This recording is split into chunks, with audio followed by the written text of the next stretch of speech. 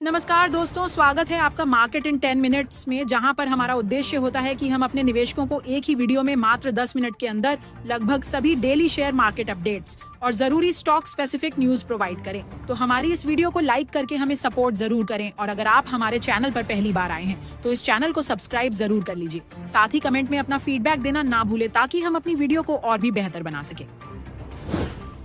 भारतीय अर्थव्यवस्था को लेकर आईएमएफ की नई रिपोर्ट में बड़ी राहत भरी खबर आई है। रिपोर्ट कहती है कि अमेरिकी टैरिफ का भारत पर कोई खास असर नहीं पड़ा है और भारत दुनिया की सबसे तेजी से बढ़ने वाली अर्थव्यवस्था बना रहेगा।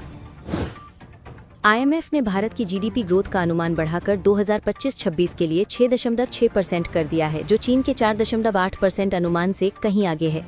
इसका मतलब है कि भारत आने वाले सालों में भी अपनी विकास रफ्तार बनाए रखेगा। हालांकि आईएमएफ ने यह भी माना है कि शुरुआती तेजी लंबे समय तक बनी नहीं रह सकती, इसलिए 2026 के लिए ग्रोथ अनुमान थोड़ा घटाकर 6.2% किया गया है। फिर भी ये दर दुनिया की अधिकतर अर्थव्यवस्थाओं से कहीं बेहतर है। ग्लोबल लेवल पर आईएमएफ ने बाकी दुनिया की विकास दरों को नीचे किया है। अब 2025 में वैश्विक ग्रोथ 3.2% और 2026 में 3.1% रहने का अनुमान है, जबकि विकसित देश मुश्किल से 1.6% की रफ्तार से बढ़ेंगे। यानी भारत इस सुस्ती के बीच भी ग्रोथ का इंजन बना रहेगा। इसी के साथ भारत का विदेशी मुद्रा भंडार भी अपने ऑल टाइम हाई के करीब पहुंच गया है। रिजर्व बैंक के ताज़ा आंकड़ों के मुताबिक देश का फॉरेक्स रिजर्व 702 अरब डॉलर के पार चला गया है, जो अब तक के रिकॉर्ड लेवल से सिर्फ 2.5 अरब डॉलर दूर है। इस बढ़ोतरी में सबसे बड़ा योगदान गोल्ड रिजर्व की वैल्यू में आया उछाल रहा।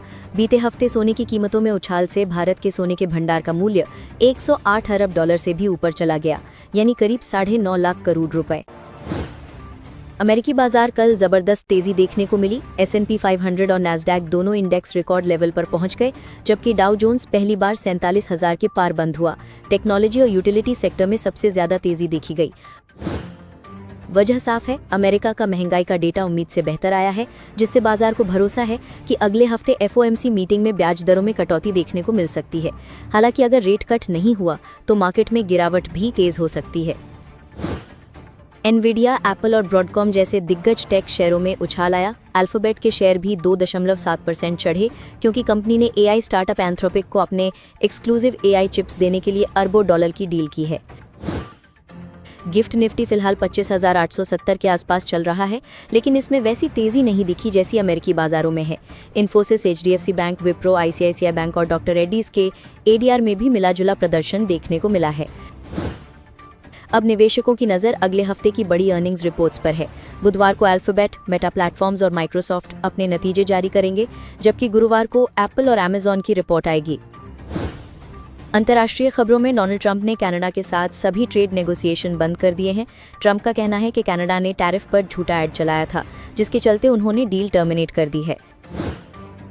अब रूस से तेल खरीद पर चर्चा करें तो सरकार ने साफ किया है कि उसने घरेलू रिफाइनरों को रूसी कच्चे तेल की खरीद घटाने का कोई निर्देश नहीं दिया है। ये पूरी तरह कंपनियों के अपने व्यावसायिक फैसले पर छोड़ा गया है। अमेरिका ने हाल ही में भारत के कई एक्सपोर्ट प्रोडक्ट्स पर 50% तक का टैरिफ लगाया है, जिसमें से 25% अतिरिक्त शुल्क रूस से तेल खरीदने के कारण जोड़ा गया है। वर्तमान में रूस भारत की कुल तेल ज़रूरतों का करीब 34% हिस्सा पूरा कर रहा है, जबकि 2022 में ये आंकड़ा सिर्फ 0.2% था। यानी रूस अब भारत का सबसे बड़ा क्रूड सप्लायर बन चुका है।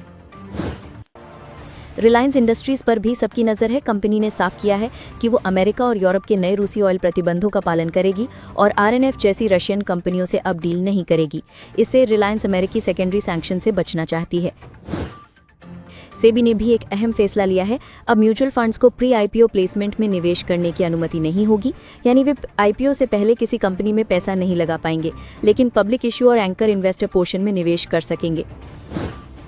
म्यूचुअल फंड सेक्टर से जुड़ी एक और खबर, अब कुछ फंड्स में UPI पेमेंट की सुविधा जुड़ गई है। इससे निवेशक अपने लिक्विड फंड से सीधे UPI के जरिए पैसे ट्रांसफर कर सकेंगे। हालांकि ये सुविधा निवेशकों की आदतों में बहुत तेज बदलाव ला सकती है।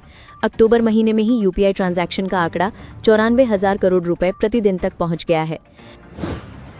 ट्रांसपोर्ट सेक्टर में भारत सरकार की नई पहल भारत टैक्सी नाम से देश की पहली कोऑपरेटिव कैब सर्विस लॉन्च हो गई है, जो ओला और उबर को सीधी टक्कर देगी।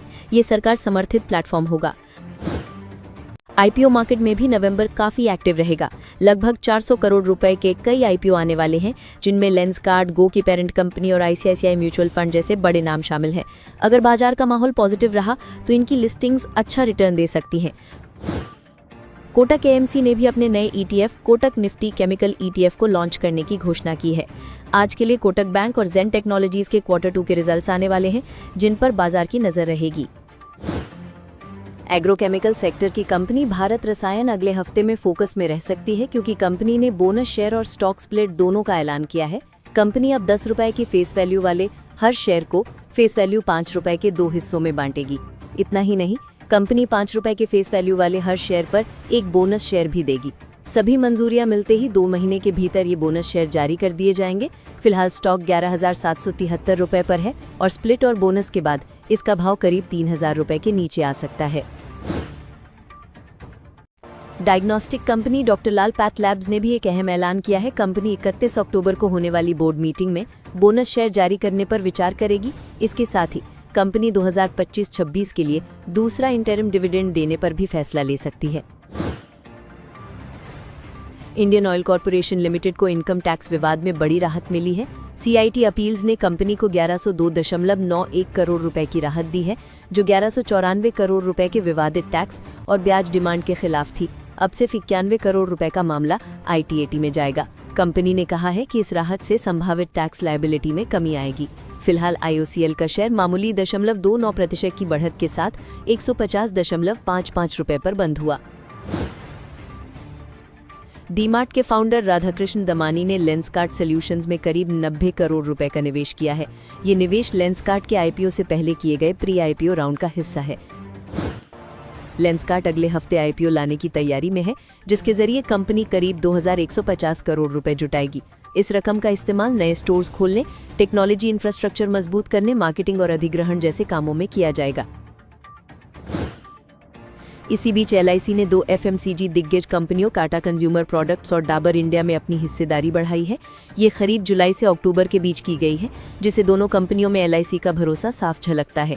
एलआईसी ने टाटा कंज्यूमर में अपनी हिस्सेदारी 6.63% से बढ़ाकर 8.64% तक कर ली है, जबकि डाबर में हिस्सेदारी 4.91% से बढ़कर 6.98% तक पहुंच गई है। BSE 100 की pharma company doctor Reddy's laboratories ने सितंबर तिमाही के नतीजे पेश किए हैं। कंपनी का मुनाफा साल दर साल 7.3% बढ़कर 1,347 करोड़ रुपए पर पहुंचा, जो अनुमान से थोड़ी कम रही। आय करीब 10% बढ़ी और 8,828 करोड़ रुपए रही, जो बाजार के अनुमान से बेहतर रहा। एबिडा थोड़ा घटकर 2,010 करोड़ रुपए रहा और मार्जिन 22.8% पर फिसल गया। शुक्रवार को स्टॉक 0.3% की मामूली बढ़त के साथ बंद हुआ। SBI cards and payment services ने भी सितंबर तिमाही के नतीजे जारी किए हैं। कंपनी का मुनाफा साल दर साल 10% बढ़कर 445 करोड़ रुपए हुआ, जबकि आय 12.2% बढ़कर 4,960 करोड़ रुपए रही। कंपनी की एसेट क्वालिटी में सुधार दिखा। ग्रॉस एनपीए घटकर 2.85% और नेट एनपीए 1.29% पर आया। कुल बैलेंस शीट साइज बढ़कर 69,862 करोड़ रुपए हो गया और नए कार्ड्स की संख्या 9.36 लाख रही। स्पेंड्स में 31% की बढ़त दर्ज हुई और रिसीवेबल्स भी 8% बढ़े। BSE 500 की पेट्रोकेमिकल कंपनी सुप्रीम पेट्रोकेम ने सितंबर तिमाही में मुनाफे में तेज गिरावट दर्ज की। स्टैंडअलोन मुनाफा साल दर साल 47% घटकर 48.2 करोड़ रुपए रहा और आय भी घटकर 1,109 करोड़ रुपए हो गई। कंपनी ने 2.5 रुपए प्रति शेयर डिविडेंड का भी ऐलान किया है। कंपनी ने डिविडेंड के भुगतान के लिए 31 अक्टूबर 2025 को रिकॉर्ड डेट तय की है।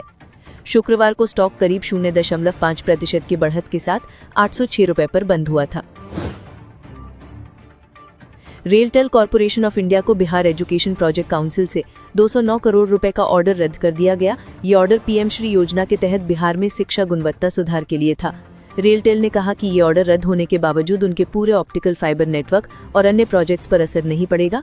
कंपनी देश भर में pan India optical fibre network की मालिक है और दूरसंचार क्षेत्र में अहम योगदान देती है। एयरकॉन इंटरनेशनल लिमिटेड को फिनोलेक्स जे पावर सिस्टम्स के साथ महाराष्ट्र में 168.40 करोड़ रुपए का नया ठेका मिला है। ये ठेका double circuit 220 kV transmission line बनाने का है और 18 महीने में पूरा होगा। इरकॉन की इस जॉइंट वेंचर में 51% हिस्सेदारी है, जबकि फिनोलेक्स जे पावर सिस्टम्स की 49% है। कंपनी ने बताया कि प्रोजेक्ट 18 महीने में पूरा होगा। ये ठेका बिजली सप्लाई को और ज्यादा विश्वसनीय और स्थिर बनाने के लिए अहम है। कोटक महिंद्रा बैंक ने अपने सितंबर तिमाही के नतीजे पेश किए हैं। बैंक का मुनाफा साल दर साल लगभग 3% घटकर 3,253.30 करोड़ रुपए रहा, जो अनुमान के करीब ही है। हालांकि नेट इंटरेस्ट इनकम यानी ब्याज से होने वाली आय 4.2% बढ़कर 7,311 करोड़ रुपए हो गई, जो बैंक के लिए सकारात्मक संकेत है। बैंक की एसेट क्वालिटी यानी खराब कर्ज की स्थिति सुधरी है। ग्रॉस एनपीए 1.39% पर आया, जो पिछली तिमाही के 1.48% से कम है। नेट एनपीए भी 0.32% पर आ गया। प्रोविजनिंग यानी संभावित नुकसान के लिए अलग रखी गई राशि में तिमाही दर तिमाही कमी आई है, लेकिन पिछले साल के मुकाबले बढ़ी हुई है। नेट इंटरेस्ट मार्जिन थोड़ा घटकर 4.54% हो गया है। क्रेडिट कॉस्ट यानी कर्ज से होने वाला खर्च 0.79% रहा। शेयर बाजार में शुक्रवार को बैंक का स्टॉक करीब 2% गिरकर बंद हुआ था, जो निवेशकों की सतर्कता दिखाता है। रिलायंस इंडस्ट्रीज ने मेटा प्लेटफॉर्म्स के साथ मिलकर आर्टिफिशियल इंटेलिजेंस के क्षेत्र में कदम बढ़ा दिया है। कंपनी ने अपनी नई subsidiary Reliance enterprise intelligence limited बनाई है, जिसमें 2 करोड़ रुपए का शुरुआती निवेश किया गया है। ये वेंचर भारत में एआई आधारित एंटरप्राइज सॉल्यूशंस तैयार करेगा, जो कंपनियों को अपने कामकाज में जेनरेटिव एआई का इस्तेमाल करने में मदद करेगा। इस साझेदारी के तहत मेटा के ओपन सोर्स लामा मॉडल्स का इस्तेमाल होगा, जिससे भारत के छोटे बड़े सभी बिजनेस को सस्ती और सुरक्षित एआई सेवाएं मिल सकेंगी। रिलायंस और मेटा का ये जॉइंट वेंचर करीब 855 करोड़ रुपए के निवेश से बनेगा, जिसमें रिलायंस इंटेलिजेंस का 70% और मेटा की सब्सिडरी फेसबुक ओवरसीज का 30% हिस्सा होगा। मुकेश अंबानी ने इसे भारत की इंडस्ट्री के लिए गेम चेंजर बताया है। एनसीसी लिमिटेड को कोल इंडिया की सब्सिडरी सेंट्रल कोलफील्ड्स लिमिटेड से झारखंड के अमरापाली प्रोजेक्ट में एक बड़ा कॉन्ट्रैक्ट मिला है, जिसकी वैल्यू करीब 6,829 करोड़ रुपए है। इस प्रोजेक्ट में कंपनी को 413.59 मिलियन क्यूबिक मीटर ओवरबर्डन हटाने और 233 मिलियन टन कोयले का उत्खनन और ट्रांसपोर्टेशन करना होगा। इतना बड़ा प्रोजेक्ट मिलने से कंपनी की ऑर्डर बुक और मजबूत होगी। क्योर फूड्स को सेबी से अपने 800 करोड़ रुपए के आईपीओ के लिए मंजूरी मिल गई है। ये कंपनी ईट फिट, केक जोन और क्रिस्पी क्रीम जैसे ब्रांड चलाती है। आईपीओ में आयरन पिलर, एक्सेल, चिरायते वेंचर्स और क्योर फिट हेल्थ केयर जैसे निवेशक अपनी हिस्सेदारी बेचेंगे। कंपनी जुटाई गई रकम से नए क्लाउड किचन खोलेगी, कर्ज चुकाएगी और अपने ब्रांड विस्तार पर खर्च करेगी। वित्त वर्ष 2025 में क्योर फूड्स का राजस्व 746 करोड़ रुपए तक पहुंच गया है, जो 2023 के मुकाबले लगभग दोगुना है।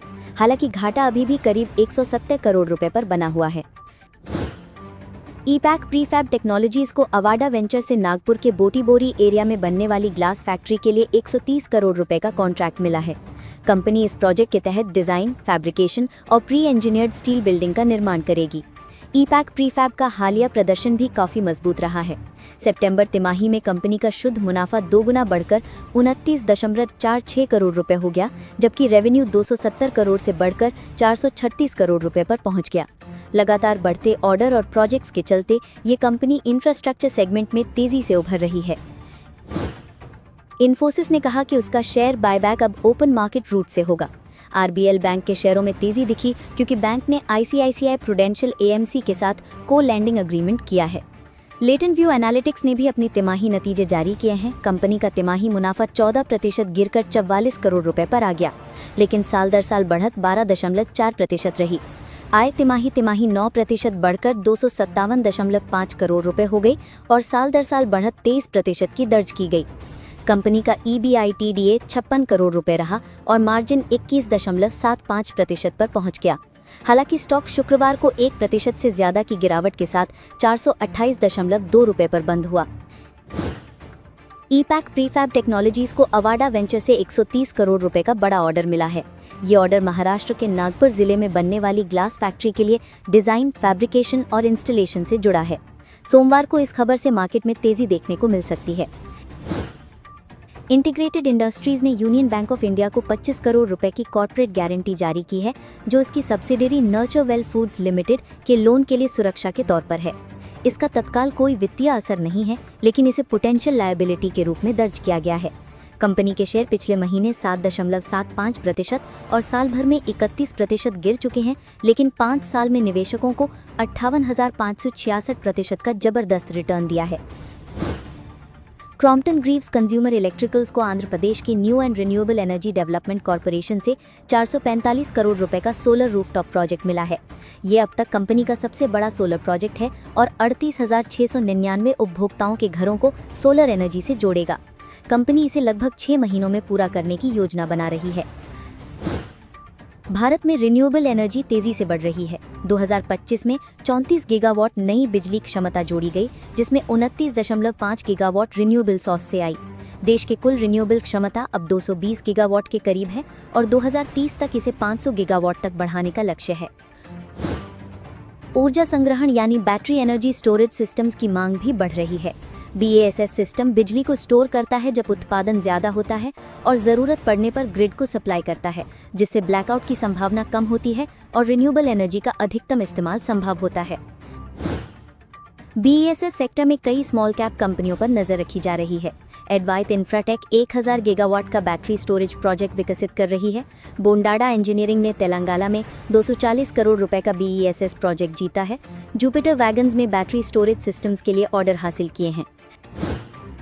क्वालिटी पावर इलेक्ट्रिकल इक्विपमेंट्स ने स्टैटकॉन एनर्जिया में हिस्सेदारी खरीदी है, जो BESS सिस्टम बनाती है। Himadri speciality chemicals lithium ion battery के लिए एनोड मटेरियल तैयार कर रही है। PCBL बैटरी केमिकल्स में अल्ट्रा कंडक्टिव प्रोडक्ट्स विकसित कर रही है। IEX स्टोरेज के जरिए बिजली की तरलता बढ़ाने में काम कर रही है। नेशनल स्टॉक एक्सचेंज ने सायंट, HFCL, NCC और टीटागार रेल सिस्टम्स को FNO सेगमेंट से हटाने की घोषणा की है। ये बदलाव जनवरी 2026 एक्सपायरी से लागू होगा। मौजूदा कॉन्ट्रैक्ट्स दिसंबर 2025 तक ट्रेडिंग के लिए उपलब्ध रहेंगे, लेकिन उसके बाद नए फ्यूचर्स और ऑप्शंस कॉन्ट्रैक्ट नहीं खोले जाएंगे। NSE का उद्देश्य FNO में तरलता और स्थिरता बनाए रखना है। RBI अब डॉलर से ज्यादा भरोसा सोने पर करने लगा है। अप्रैल 2023 से बैंक लगातार गोल्ड खरीद रहा है और अब तक करीब 600 किलो सोना अपने रिजर्व में जोड़ चुका है। इस खरीद के बाद भारत के पास कुल 880 टन से ज्यादा सोना हो गया है, जिसकी वैल्यू 102 बिलियन डॉलर से ऊपर पहुंच गई है। यानी पहली बार गोल्ड रिजर्व 100 बिलियन के पार चला गया है। RBI ने सिर्फ गोल्ड रिजर्व नहीं बढ़ाया, बल्कि अमेरिकी सरकारी बॉन्ड्स यानी US ट्रेजरी सिक्योरिटीज में निवेश घटाया है। जुलाई 2023 तक भारत का US ट्रेजरी निवेश घटकर 219.7 बिलियन डॉलर रह गया, जबकि एक साल पहले ये 238 बिलियन था। सोना इस वक्त एक सुरक्षित और स्थिर विकल्प के रूप में उभरा है, क्योंकि ब्याज दरें कब घटेंगी या बढ़ेंगी इस पर कोई निश्चितता नहीं है। बैंक ऑफ बड़ौदा के चीफ इकोनॉमिस्ट मदन सबनवीस का कहना है कि सोने की बढ़ती कीमतें भी RBI के इस फैसले को मजबूत बना रही हैं। फिलहाल RBI के फॉरेन रिजर्व्स में गोल्ड की हिस्सेदारी बढ़कर 13.6% हो गई है, जबकि एक साल पहले ये सिर्फ 9.3% थी। भारत के कुल विदेशी मुद्रा भंडार की वैल्यू अब 698 बिलियन डॉलर के करीब है, जो दुनिया के सबसे बड़े रिजर्व्स में से एक है।